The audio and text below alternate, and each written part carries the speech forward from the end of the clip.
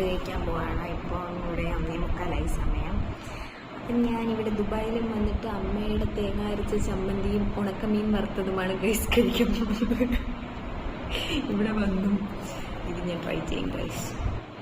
ഞാൻ സ്വന്തമായിട്ടുണ്ടാക്കി ട്രൈ ചെയ്യും ഗൈസ്. അങ്ങനെ നമ്മൾ കഴിക്കാൻ പോവാണ്.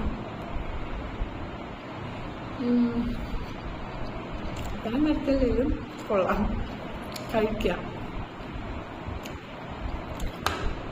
ഗൈസ് ശരിയാണ്, കുഴപ്പമില്ല, കൊള്ളാം, നല്ല ടേസ്റ്റ് ഉണ്ട്.